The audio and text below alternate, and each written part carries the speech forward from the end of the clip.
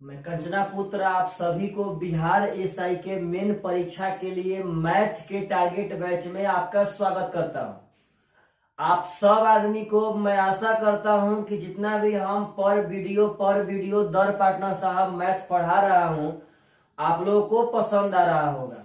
मेरा एक बात समझिएगा आप बाबू लोग कि अगर 10 से 12 मैथ पूछता है तो 10 से 12 मैथ ही हार्ड नहीं होते हैं, उसमें से आपसे 4 से 5-6 मैथ बन जाएंगे पार्टनर साहब। 4 से 5 ही मैथ ऐसे होंगे जो आप लोगों को थोड़ा सा दिक्कत करेंगे।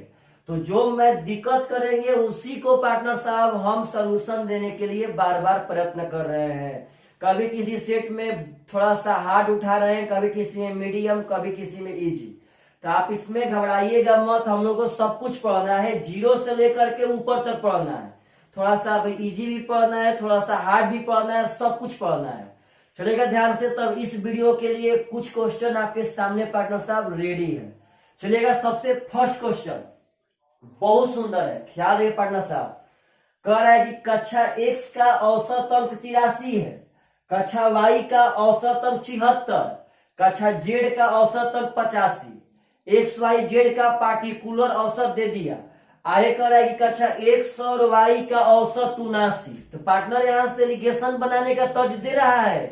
x का दिया था 83, y का 76 और x और y का 79। यहां से हम बना सकते हैं, देखिएगा ध्यान से, एलिगेशन पार्टनर बहुत इंपॉर्टेंट। x का कह रहा था कि 83 है, y का कह रहा था कि 76 है और x और y मिला के बोला कि 79। तो बस यहां से एलिगेशन बन गया।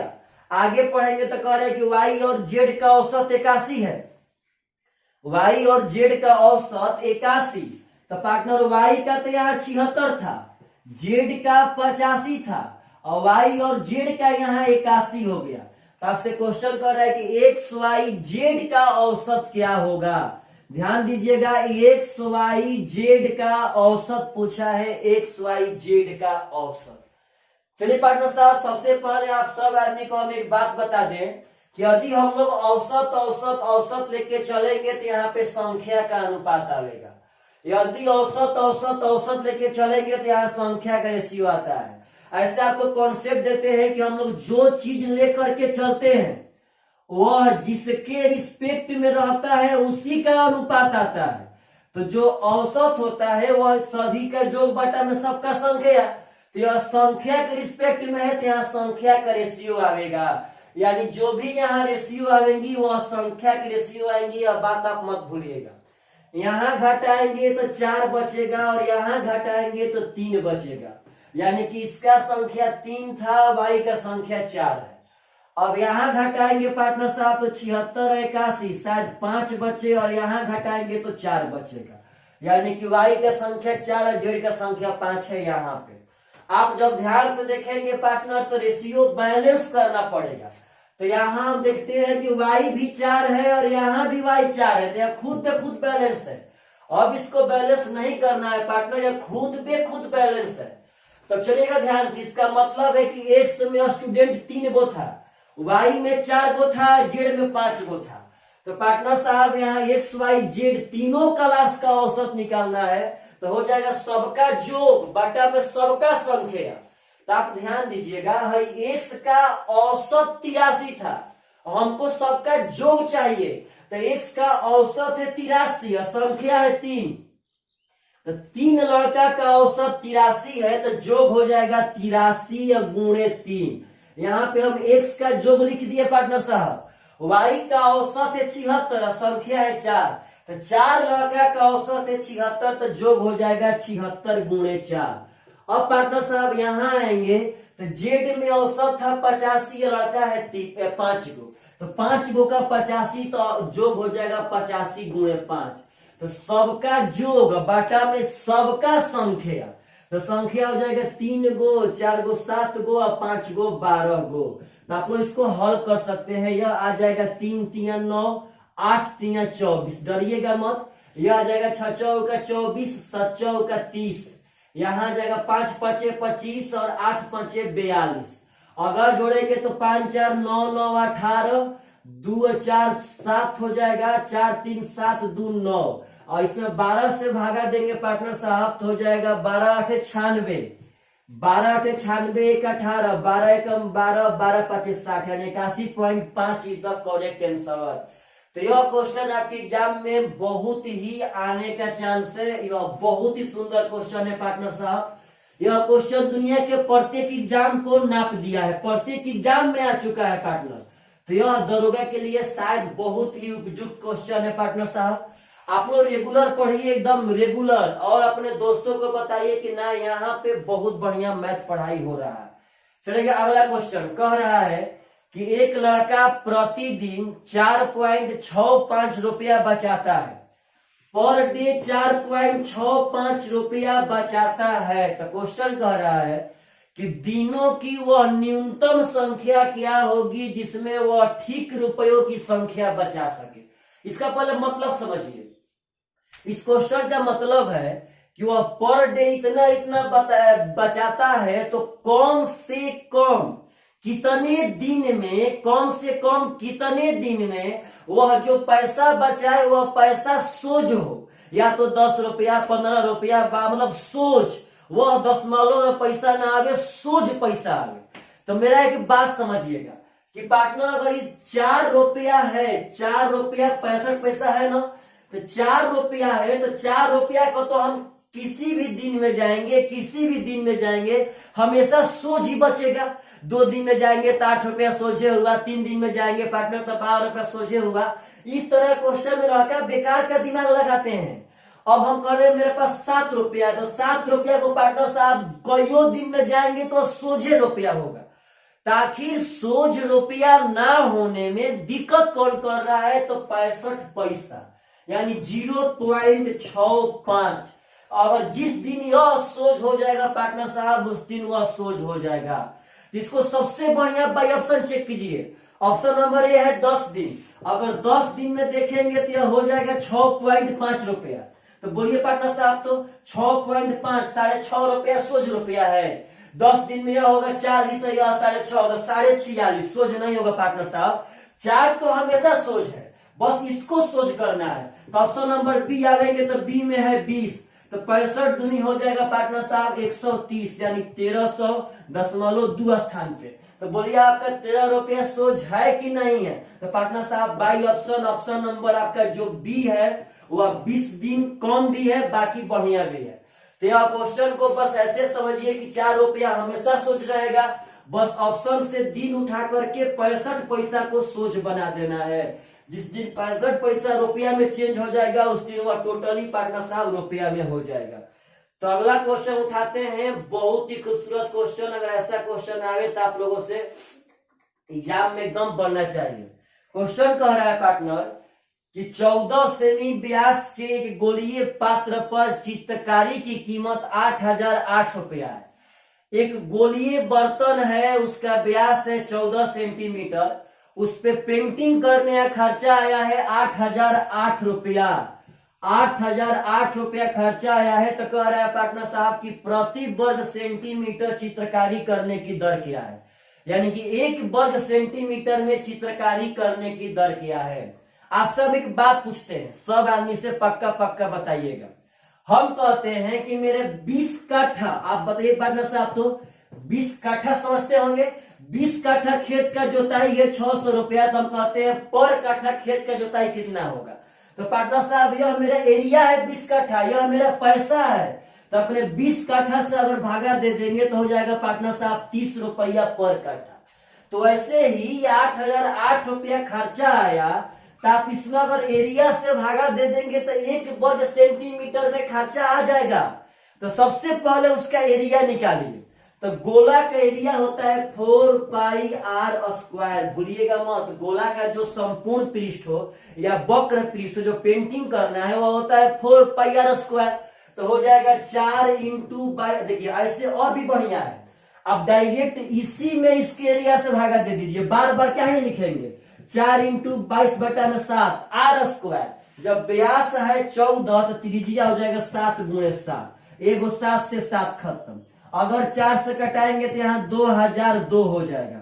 अगर पार्टनर साहब देखेंगे हम लोग तो 22 9 22 9 198 बचेगा 2, फिर से 91 बार में कट जाएगा और 7 से हो जाएगा 13, यानी कि 13 रुपया पर वर्ग सेंटीमीटर उसका पार्टनर साहब पर वर्ग सेंटीमीटर उसका चित्रकारी करने का खर्चा था आंसर। तो अगर ऐसा क्वेश्चन आवे तो आप लोगों को इतना फास्ट बनाने आना चाहिए। एग्जाम में एकदम पक्का कहते हैं कि अब की बार पक्का डबल स्टार पार हो जाएगा जो लड़का अगर मन लगा के पढ़ेगा। चलेगा ध्यान से, अगला क्वेश्चन काफी खूबसूरत है पार्टनर साहब। क्वेश्चन कह रहा है कि यदि 60 डिग्री के कोण पर झुकी हुई दो स्पर्श रेखाओं को, यदि 60 डिग्री के कोण पर झुकी हुई दो स्पर्श रेखाओं को 3 सेंटीमीटर त्रिज्या वाले एक वृत्त के लिए चित्रित किया जाता है तो प्रत्येक स्पर्श रेखा की लंबाई ज्ञात करें। कह रहा है कि एक 3 सेंटीमीटर त्रिज्या वाला वृत्त है, इसके लिए 2 ठो स्पर्श रेखा ऐसे खींचे जाते हैं जो 60 डिग्री के एंगल पे बनते हैं। तो पार्टनर 2 ठो स्पर्श रेखा ऐसा ही डलाएगा और यही कह रहा है कि 60 डिग्री के एंगल पे बनते हैं। तो कह रहा है कि इसका स्पर्श रेखा का लंबाई क्या होगा। तो आप सब आदमी को हम पहले बता देना चाहते हैं कि इसके दोनों स्पर्श रेखा का लंबाई आपस में बराबर होता है, क्योंकि बाह्य बिंदु से वृत्त पर खींची गई दोनों स्पर्श रेखा आपस में बराबर होती है। अब देखिएगा ध्यान से, यह सेंटर है, सेंटर से स्पर्श बिंदु पे खींची गई त्रिज्या लंब होती है। सेंटर से स्पर्श बिंदु पे खींची गई त्रिज्या लंब होती है, यह 3 हमको दिया है। अब अगला इसका गुण कहता है कि अगर सेंटर से बाह्य बिंदु को हम मिला दें, यदि सेंटर से हम बाह्य बिंदु को मिला दें तो यहाँ का एंगल आधा बढ़ जाता है पार्टनर साहब, यानी यह हो जाएगा 30 डिग्री, यह हो जाएगा 30 डिग्री। अब चलिए यहाँ पे हाइट एंड डिस्टेंस का हम गुण लगाते हैं। यह 90 के सामने हमारा कोण है पार्टनर साहब। अब देखिएगा इस कोण के बारे में, तो 30 के सामने वाला यह लंब हो जाएगा, यह मेरा आधार हो जाएगा। तो बोलिए पार्टनर, तो tan 30 का मान कितना होता है 1/√3 और tan होता है लंब बटा आधार, यानी यह होगा 1 और यह होगा √3। तो बस पार्टनर साहब 1 का मान दिया है 3, हमसे √3 का मान पूछ रहा है, तो हो जाएगा 3√3 centimetre is the correct answer. तो अगर ऐसा भी क्वेश्चन पूछे तो आप लोगों से पक्का बनना चाहिए। एकदम पार्टनर एकदम डबल स्टार लग के रहेगा, एकदम लग के रहेगा, बशर्ते आप अपना जीके जीएस को स्ट्रॉन्ग बनाते रहिए एकदम। चलेगा ध्यान से, अगला क्वेश्चन जो काफी खूबसूरत क्वेश्चन है। अगर ऐसा क्वेश्चन आएगा तो एग्जाम में लड़का काफी यहाँ पे समय बर्बाद कर देता है। क्वेश्चन कह रहा है कि 2.5 किलो चावल की कीमत 125 रुपया है, 9 किलो चावल की कीमत 4 किलो दाल की कीमत के बराबर है। आय करे पार्टनर साहब के 14 किग्रा दाल की कीमत 1.5 किग्रा चाय के पत्ती की कीमत के बराबर है। फिर कह रहा है कि 2 किग्रा चाय के पत्ती की कीमत 5 किग्रा नट के बराबर है, तो 11 किलो नट का दाम क्या होगा। जब ऐसा क्वेश्चन आता है पार्टनर तो अक्सर बच्चे ना पता ना रेशियो के फिराक में लगते हैं, क्या करे क्या ना करे, सब बेकार है। सबसे पहले आप देखिए कि 125 रुपया जो है वो कई किलो चावल का दाम है, 2.5 किलो। तो अगर 125 रुपया में 2.5 किलो, तो 2.5 से भागा देंगे पार्टनर साहब, तो यहाँ आ जाएगा 50, यानी 1 किलो चावल का दाम हो गया 50 रुपया। बात समझिएगा। अब आगे कह रहा है कि 9 किलो चावल की दाम 4 किलो दाल के बराबर, यानी 1 किलो चावल है 50 रुपया का, तो 9 किलो हो जाएगा 9 5 45 450 रुपया का।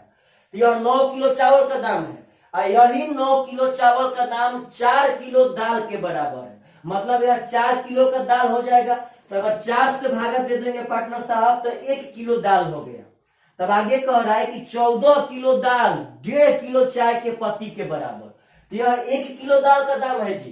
तो अगर यहाँ 14 से गुना करेंगे तो यह 14 किलो का दाम आ जाएगा, यानी 2 दूनी के 4, 2 7 14, 2 से 225। तो पार्टनर साहब 225 गुणे 7 आपका ये 14 किलो दाल है, और 14 किलो दाल का जो दाम है वह 1.5 किलो चाय के पत्ती के बराबर, यानी यही पैसा 1.5 किलो चाय के पत्ती का मूल्य है। तो 1.5 का मतलब 3/2, तो अगर 1.5 से भागा दे देंगे तो 1 किलो चाय के पत्ती का आ जाएगा। 3 से पार्टनर साहब 75 बार में कट जाएगा, 75 दूनी के 150, और 150 गुणे 7 हो जाएगा 1050, यानी 1050 रुपया 1 किलो चाय के पत्ती का दाम है। ताकि कह रहा है कि 2 किलो चाय का पत्ती, तो 2 किलो चाय का पत्ती हो जाएगा 2100 रुपए का पार्टनर साहब।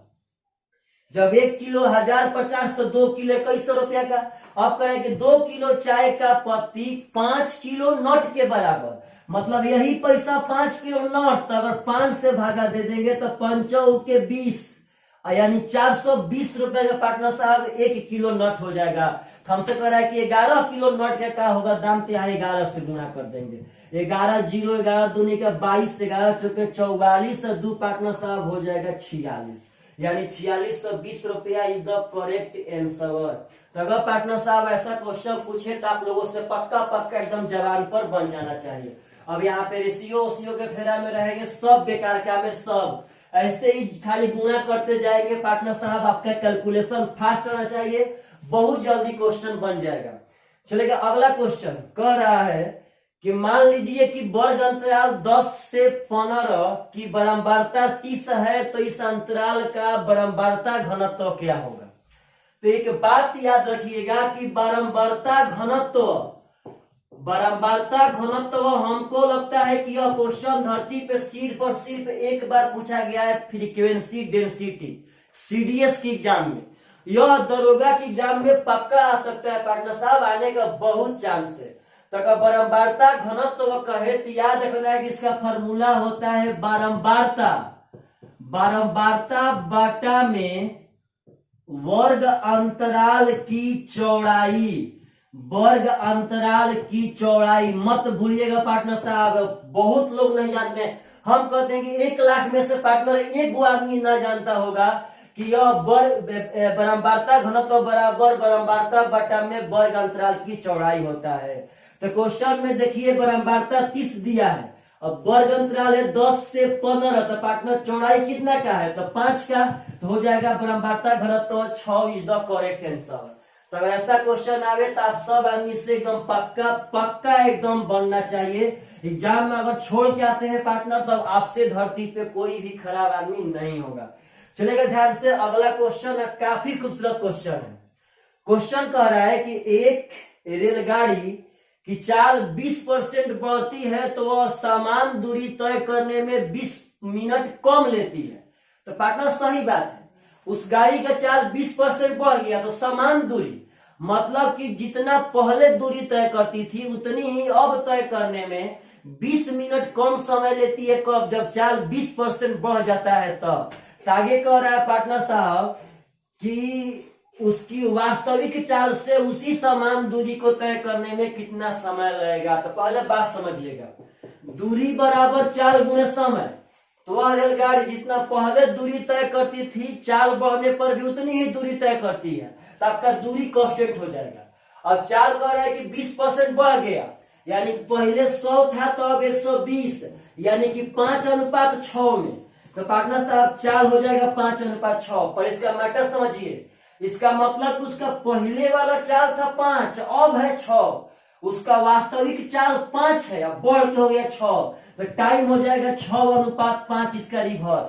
तो आप बोलिए पार्टनर यहाँ टाइम कितना कम हुआ। अगर यहाँ आएंगे तो इसका रियल टाइम था 6, कहेंगे पहले वाला चाल 5 तो पहले वाला टाइम 6, अब वाला चाल 6 तो अब वाला टाइम 5। तो यह पहले वाला उसका वास्तविक टाइम यही है, तो टाइम कम हुआ 1 का मान है 20, तो पहले वाला टाइम पूछ रहा है, तो 20 छक्का 120 minute is the correct answer. तो पार्टनर साहब अगर आपसे ऐसा क्वेश्चन पूछे तो पक्का एकदम एग्जाम में बना के आना है। आप लोग वीडियो के अंत में कमेंट पक्का करें कि आप सब आदमी को जो हम पढ़ा रहे हैं वह बढ़िया लग रहा है कि नहीं लग रहा है। चलिएगा ध्यान से, अगला क्वेश्चन उठाते हैं जो बहुत ही सुंदर क्वेश्चन है, बहुत सुंदर क्वेश्चन कह रहा है कि 6 square plus 7 square plus 8 square plus 9 square plus 10 square बटा में कह रहा है कि 7 प्लस 4√3 माइनस 4 प्लस 2√3। तो पहले की बात समझिएगा, कोई भी लड़का इसको तो एकदम हल कर लेगा, इसको हल करना सबसे इंपॉर्टेंट बात है। तो आप सब आदमी को यहाँ हम बता रहे हैं पार्टनर, अगर इस पर ज्यादा प्रैक्टिस करना है तो आप मेरे यूट्यूब पे प्लेलिस्ट में नंबर सिस्टम का पूरा वीडियो है, उसमें आप नंबर सिस्टम में जाके बढ़िया से पढ़ सकते हैं। देखिएगा ध्यान से, इसको हल करने में सबसे इंपॉर्टेंट बात है कि यहाँ पे दू रहना चाहिए। तो यहाँ पे हम 2 गुणे 2 कर लेंगे और 1 को 2 भेजेंगे अंदर, तो जब यह 2 जाएगा अंदर तो यह 4 हो जाएगा, क्योंकि बाहर से कोई भी संख्या अंदर में जाती है तो वह अपना स्क्वायर से गुणा कराती है, तो हो जाएगा 2 का स्क्वायर 4। तो पार्टनर साहब यह रियल मायने में हो जाएगा 7 प्लस 2 रूट 12। जब यह 2 जाएगा अंदर तो चढ़ती है 12, तो 7 प्लस 2 रूट 12। इसको हल करने का तरीका है, बस यहाँ 2 पहले लाइए, उसके बाद हल करने का तरीका है पार्टनर कि 2 ठो अंक ऐसा सोचिए कि गुणा करने पे 12 आवे, जोड़ने पे 7। 2 ठो अंक ऐसा सोचिए गुणा करने पे 12, जोड़ने पे 7, तो वह अंक है 4 और 3। और जो अंक सोचेंगे वो अंक लिखेंगे और अपना मन से रूट चढ़ाएंगे और जो साइन होगा वही साइन दे देंगे। तो पार्टनर साहब इसका वर्गमूल वहां हम निकाल दिए हैं 2 प्लस रूट 3। ख्याल कीजिए 4 का वर्गमूल 2 प्लस रूट 3, यहाँ देखिए माइनस जो करते हैं हम। अब इसका निकालेंगे तो यहाँ 2 है, यहाँ कुछ नहीं करना है। अब सोचिए 2 ठो अंक गुणा करने पे 3 और जोड़ने पे 4, तो अंक है 3 और 1। अपना मन से रूट चढ़ा देंगे, जो साइन होगा वही साइन दे देंगे। और जब यह गुणा कर जोड़ेंगे पार्टनर तो 64 और 36 100 हो जाएगा। यह भी आपका 100 है नहीं है, और 49 और 81 120 हो जाएगा। तो 100 200 और 120 पार्टनर साहब हो जाएगा 320। जब यहाँ हम ध्यान से देंगे तो माइनस प्लस माइनस रूट 3 और माइनस प्लस माइनस 1, रूट 3 से रूट 3 कट जाएगा, 2 में से 1 घट के 1 आएगा और 320 बटा में 1 पार्टनर साहब 320 ही होगा, एकदम करेक्ट आंसर। तो अगर ऐसा क्वेश्चन आवे तो आप लोग को एग्जाम में छोड़ करके एकदम नहीं भागना है। अच्छा यहाँ देखते हैं 49 और 81, तो 49 और सॉरी पार्टनर साहब यह 330 होगा। ध्यान दिएगा सब आदमी, यहाँ पे 130 आएगा, तो आपका हो जाएगा 330 इज द करेक्ट आंसर। तो काफी एकदम पार्टनर साहब जबरदस्त क्वेश्चन है, इस बात को एकदम समझिएगा। अगर ऐसा क्वेश्चन पूछे तो आप सब आदमी से पक्का पक्का एकदम बनना चाहिए। तो यह पार्टनर साहब बहुत ही सुंदर क्वेश्चन है, बहुत सुंदर।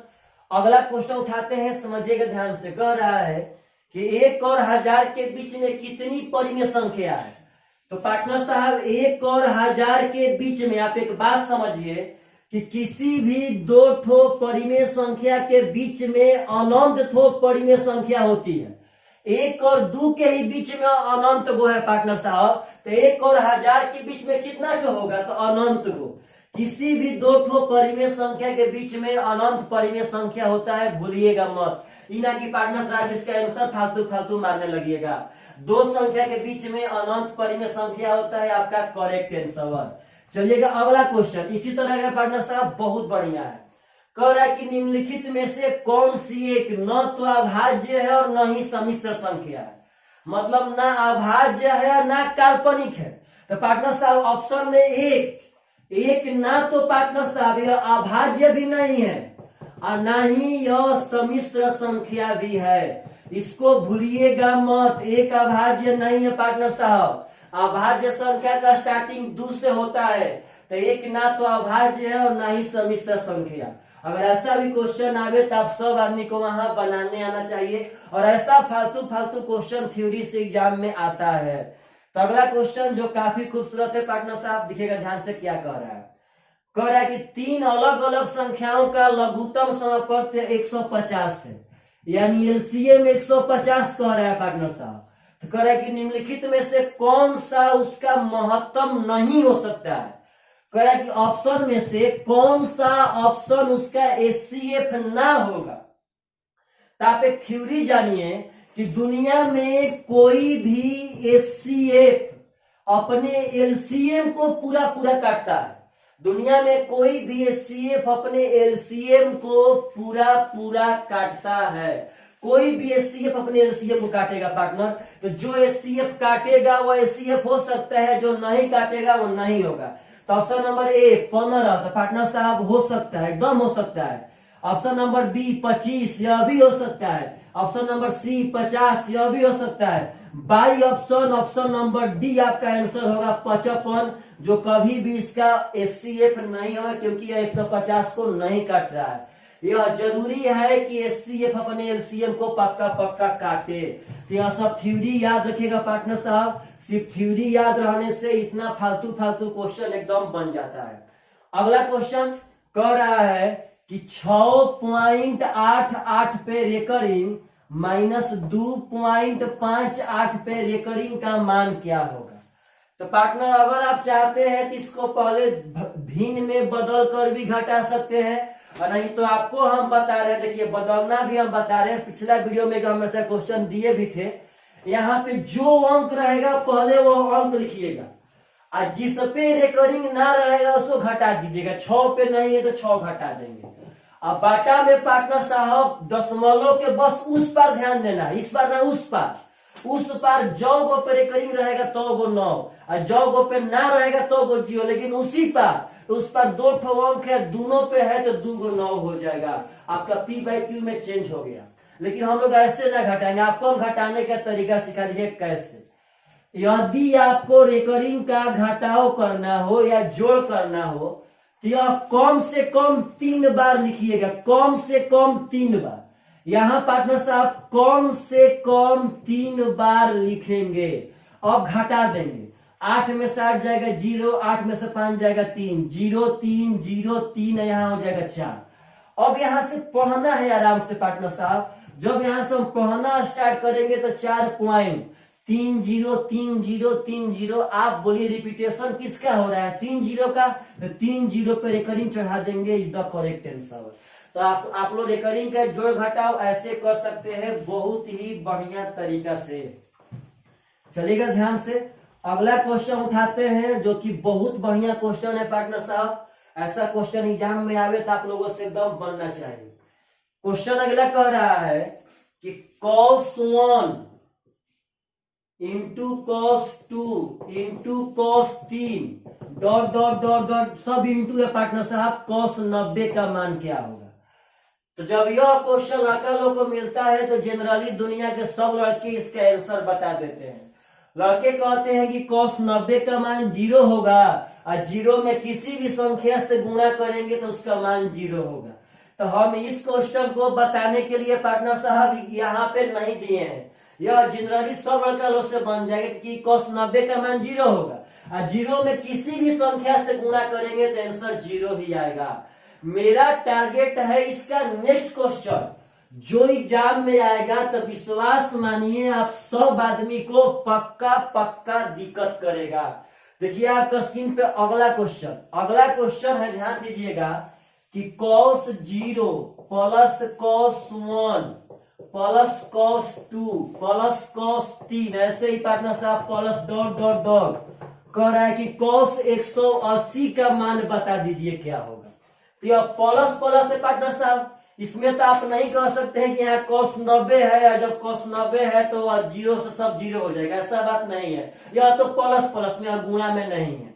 तो चलिए देखिए ध्यान से, cos 0 का मान क्या हो जाएगा 1, प्लस cos 1 को हम ज्यों छोड़ते हैं, cos 2 को ज्यों का त्यों, cos 3 को ज्यों का त्यों, डॉट डॉट डॉट। यहां लेते हैं cos 90। पार्टनर साहब बात समझिएगा, बीच में कहीं cos 90 होगा ना।